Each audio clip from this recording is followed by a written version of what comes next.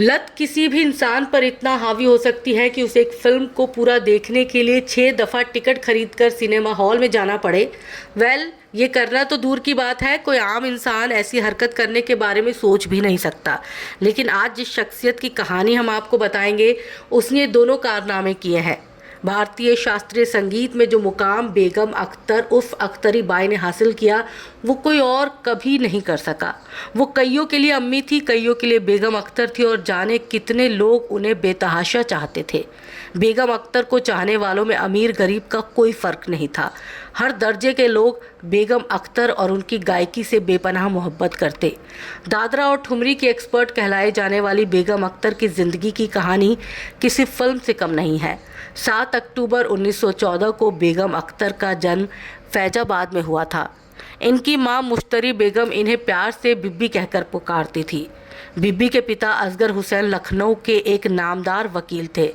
मुश्तरी बेगम उनकी दूसरी पत्नी थी। कहा जाता है कि बिब्बी यानी बेगम अख्तर की मां मुश्तरी बेगम पहले एक कोठे पर गाने का काम किया करती थी। वहीं पर उनकी मुलाकात असगर हुसैन से हुई। पहले से शादीशुदा असगर हुसैन मुख्तरी बेगम को अपना दिल दे बैठे और उन्होंने मुश्तरी बेगम से शादी कर ली। शादी के 1 साल बाद ही मुश्तरी बेगम ने 2 जुड़वा बेटियों को जन्म दिया। एक थी बिब्बी और दूसरी थी जोहरा। दोनों बच्चियां जब महज 4 साल की थी तो किसी ने इन दोनों को जहरीली मिठाइयां खिला दी। बिब्बी तो किसी तरह बच गई, लेकिन उनकी बहन जोहरा न बच सकी। बेटी खोने के गम में मुश्तरी बेगम अभी ठीक से उभर भी नहीं पाई थी कि पति असगर हुसैन ने भी उन्हें और उनकी बेटी बिब्बी को छोड़ दिया।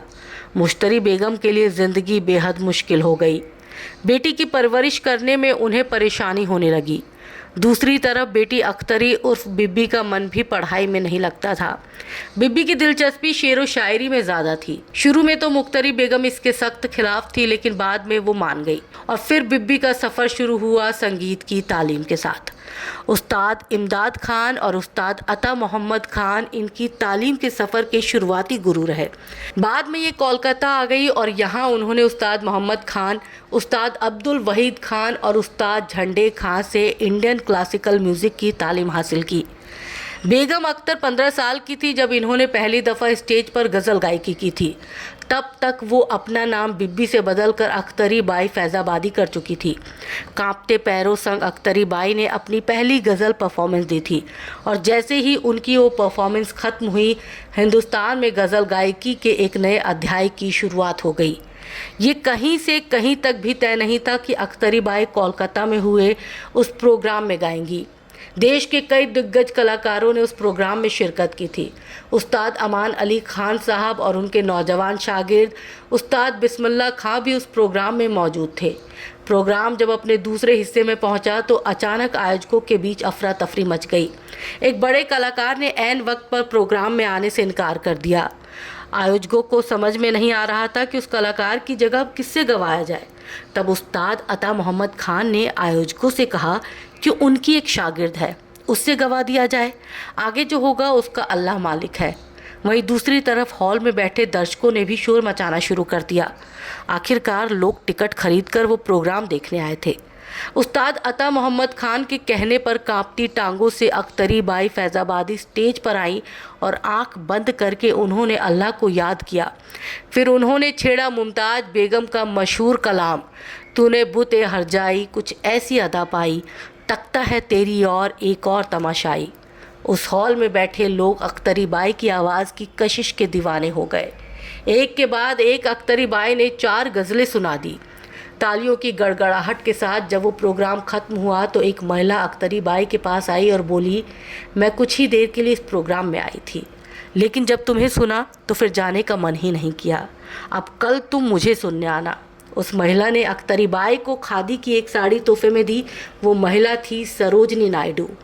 अख्तरी बाई फैज़ाबादी यानी बेगम अख्तर को तन्हाई से बड़ा डर लगता था। उन्हें तन्हाई का इतना खौफ था कि होटल के अपने कमरे में वो कभी भी अकेले नहीं ठहरती। तन्हाई की वजह से ही उन्होंने शराब और सिगरेट को अपना साथी बना लिया।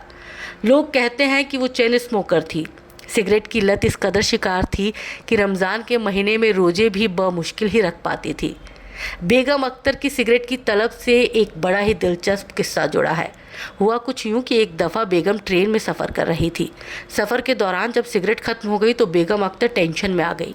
वो सिगरेट की लत की इतनी ज़्यादा शिकार थी कि जैसे ही एक स्टेशन पर ट्रेन रुकी तो बेगम फ़ौरन ट्रेन से उतरकर स्टेशन पर सिगरेट की दुकान तलाशने लगी। लेकिन पूरे स्टेशन पर ना तो उन्हें सिगरेट की कोई दुकान नज़र आई और ना ही कोई शख्स सिगरेट बेचता हुआ नज़र आया। बेगम दौड़ती हुई ट्रेन के गार्ड के पास पहुंची और उससे अपने सिगरेट लाने के लिए कहा। शुरू में तो गार्ड ऐसा करने के लिए कतई तैयार नहीं हुआ, मगर बेगम अख्तर सिगरेट की तलब के सामने इतनी बेबस हो रही थी कि उन्होंने गार्ड से उसका लालटेन और हरा झंडा छीन लिया। फिर तो मजबूरी में गार्ड को स्टेशन के बाहर जाकर बेगम के लिए सिगरेट का एक पैकेट खरीद कर लाना ही पड़ा, तब कहीं जाकर ट्रेन रवाना हो सकी। बेगम की सिगरेट की आदत से ही एक और कहानी जुड़ी है। दरअसल बेगम अख्तर ने पाकीज़ा फिल्म को सिनेमा हॉल में 6 दफ़ा देखा, और वो इसलिए क्योंकि बेगम सिगरेट पीने के लिए फिल्म छोड़कर बाहर चली जाती थी और जब वो वापस लौटती थी तब फिल्म काफ़ी आगे निकल चुकी होती थी। इस दौरान फिल्म के कई सीन छूट जाते थे और इसलिए बेगम ने 6 दफ़ा टिकट खरीद कर पाकीज़ा फिल्म देखी, तब जाकर उनकी ये फिल्म पूरी हुई।